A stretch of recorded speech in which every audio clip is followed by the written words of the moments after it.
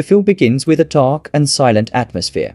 The camera slowly focuses on a hidden place in the middle of a dense forest. There, a woman named Drassa observes a private jet that has just landed. With a calm demeanor, Drassa raises her sniper rifle and aims at the target stepping out of the plane. She pulls the trigger, and the bullet hits the man precisely. Without hesitation, Drassa packs up her gear and leaves the area. The scene then shifts to a man named Levi. He sits at a cluttered desk, staring at his phone screen. A message appears, offering a high-paying job. Levi is a former Marine who retired 4 years ago. Since then, he has had no steady job and lived without purpose. This job, though suspicious, seems like an opportunity for him to regain direction in his life. He immediately heads to the Marine camp where he once trained and served. There, he meets Bartolomeo, a recruiter reviewing Levi's record. Bartolomeo carefully examines Levi's history, noting that he is a skilled sniper, although he has occasionally worked as a hired gun for private contractors. Levi has long lacked a clear purpose. This offer seems worth accepting, especially because of the substantial reward. After a brief discussion, Levi accepts the job. Bartolomeo wants him that the mission is highly classified and only select individuals can undertake it. Levi then boards a plane bound for the mission site. During the flight, he starts feeling disoriented and soon realizes he has been drugged to keep the location secret.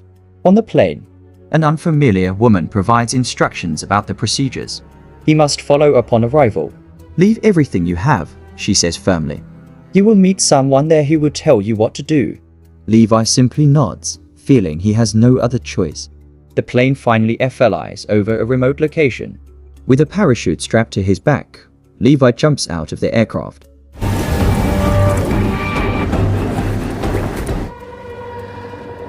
He lands skillfully and immediately heads toward the designated point.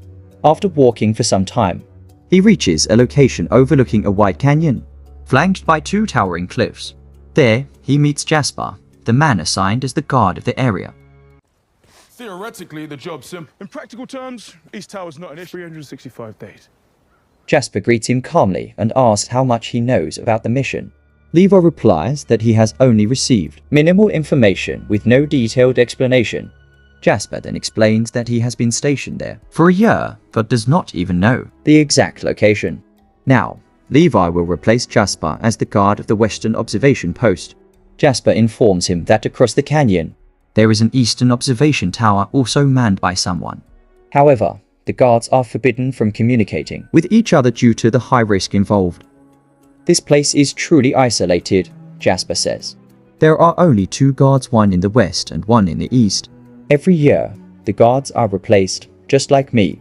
Jasper then outlines the daily tasks, which include inspecting aerial mines, checking the canyon's perimeter fences, and replacing any mines that have detonated. In an underground bunker, there is a full arsenal available for use if necessary. The headquarters will contact the tower every 30 days. Jasper also points out the devices installed along the cliffs that disrupt satellite signals, preventing the location from being detected externally. There is also an air defense system called the Wild Lock Protocol. Jasper continues, "I don't know exactly how it works, but this place has existed since the end of World War II and is highly classified." Levi, intrigued, asks, "Besides guarding this place, what else is my duty?" Jasper responds seriously, to prevent anything from leaving the canyon. At first, Jasper doubted the warnings from his predecessors, thinking they were just trying to scare him.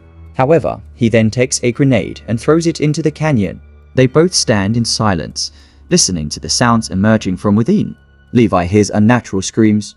"That's what we call the Hollow Man," Jasper explains. In 1940, a total of 2,400 cavalry troops were sent to attack from the canyon, but not a single one returned. Jasper reveals that since then, the strategy has changed.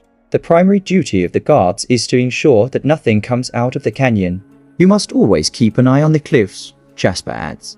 "That's the only vulnerable spot something could climb out from there." The next day, Jasper prepares to leave the tower after a year of service. He bids farewell to Levi, who is now taking his place. Jasper walked toward the hill where a helicopter was waiting to pick him up. However, before he could board, he was shot by his superior under Bartolomeo's orders.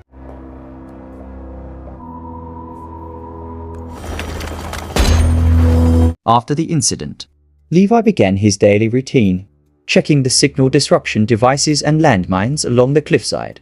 As time passed, he reported his status via radio to headquarters, which only ensured that everything remained under control. Levi felt confused, unable to grasp the true purpose of his mission. He simply followed orders without understanding the reasoning behind them. One day, he heard a disturbance from the eastern tower. Curious, he used his binoculars to look in that direction and saw a woman stationed there as a guard. The woman was none other than Drasser. Drasser noticed that the western tower guard was watching her. They both had the same rule not to communicate with each other. However, as time went on, loneliness began to creep in. Without breaking the rules, they started communicating through written messages that could be seen through their binoculars. Despite the deep ravine separating them, they gradually got to know each other. Both skilled snipers, they began testing their marksmanship by shooting distant targets. The tension of isolation slowly eased as their interactions became more frequent.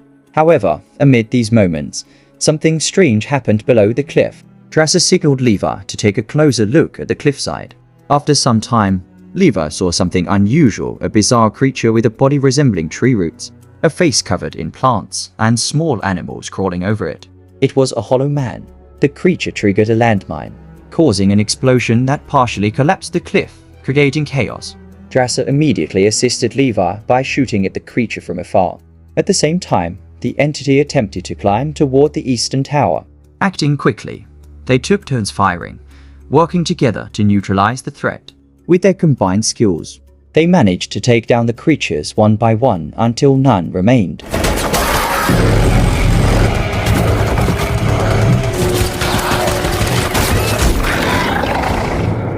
The next day, Levi and Drasser replaced the exploded landmines.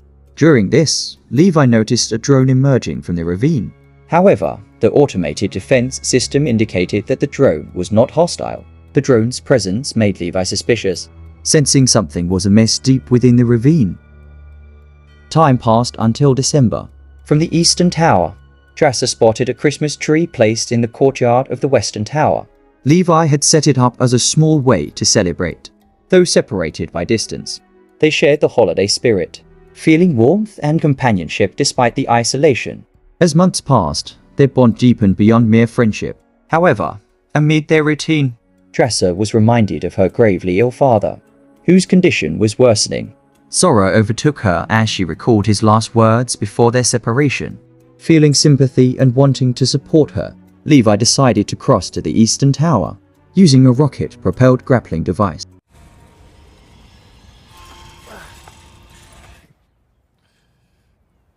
I brought you flowers.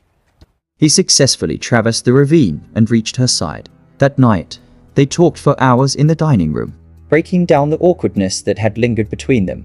In the warmth of their shared vulnerability, they finally embraced the emotions they had long suppressed. The next morning, as Levi prepared to return, disaster struck.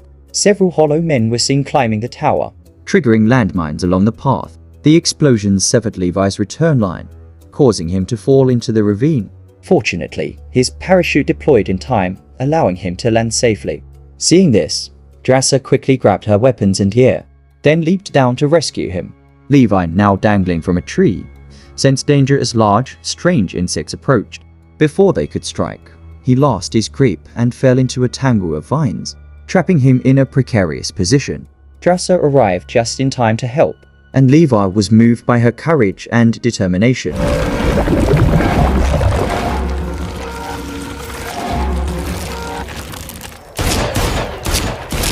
Now trapped in a mysterious valley, they observed their surroundings: twisted trees, bizarre creatures, and a dense fog that obscured their vision.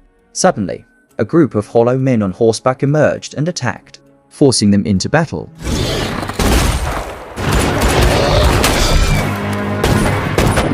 After a fierce fight, they realized the hollow men wore military uniforms from various eras, including 1942nd US Airborne Forces and British World War I soldiers. Levi understood these were troops sent to this place decades ago, who had never returned. Their journey continued through an increasingly surreal forest. The trees appeared mutated, with human bones embedded in their bark.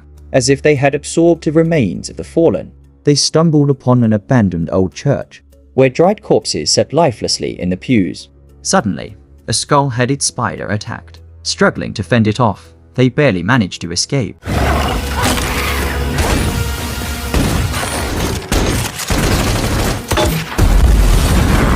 Eventually, they discovered a massive door embedded in the ravine wall, its presence hinting at secrets buried deep within the valley. Entering it, they discovered an old research facility. There, they found a cassette recording of a scientist, explaining that the place was once a secret facility for developing biochemical nuclear weapons. However, a massive earthquake caused a hazardous material leak, contaminating the air and infecting everything inside.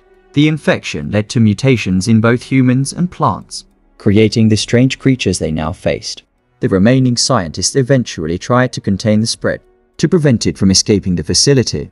Levi found a modern computer in the room and discovered a file named Dark Lake. Reading it, he realized that he had never actually worked for the Marines, but for a secret organization called Dark Lake, which had a significant interest in genetic experiments. Levi also found a document titled Wild Dog Protocol, which revealed that if the secret of this place were ever exposed, a nuclear bomb would be detonated to erase all evidence. The safe distance to avoid radiation was 4.2 kilometers. Levi confided in Drasser that he had always felt his life lacked purpose, but after meeting her, he had finally found meaning. Drasser, who had lost so many people, told him that he was now the only one she had left. They planned to escape and start a new life together in France, where Drasser had a safe place. However, before they could leave, Drasser was captured by the Hollow Men on horseback.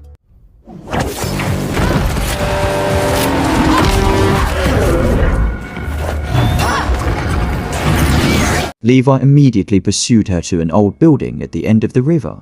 They realized that the thick fog covering the valley originated from this structure.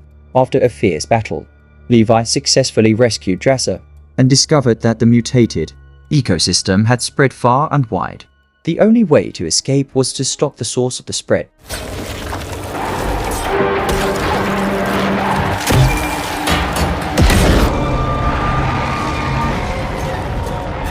With great effort, they burned the ecosystem and found an old garage filled with antique cars. They modified one of the vehicles and used it to climb the cliff to the surface. However, Levi was wounded in his final battle against the Hollow Men.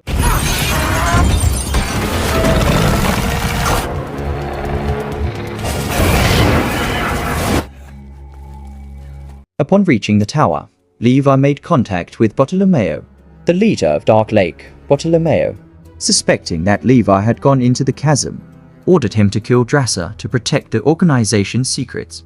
However, Levi had already seen through Bartolomeo's schemes and began planning to destroy Dark Lake. Levi and Drasser planted explosives throughout the area and prepared to escape. Soon, Bartolomeo's troops arrived in helicopters. Levi and Drasser ran as the bombs detonated one by one, obliterating Dark Lake's secret facility.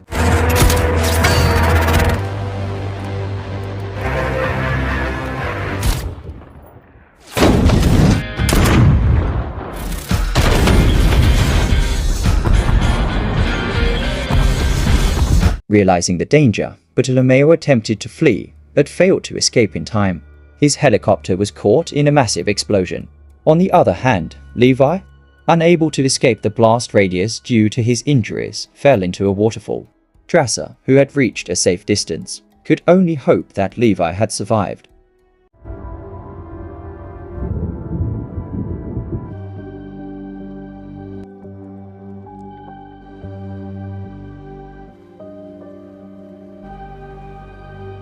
Sometime later, Drasser was seen working at a small seaside bar. Though life was quieter, she still carried a lingering worry. While serving a customer, she was shocked to see Levi sitting at one of the tables alive and well. Levi had kept his promise to return. Together, they began a new life, free from the darkness of their past, with hope for a better future. That's the end of this movie filled with action, mystery, and a unique touch of romance. Don't forget to like this video and click the subscribe button to get the latest updates. See you next time.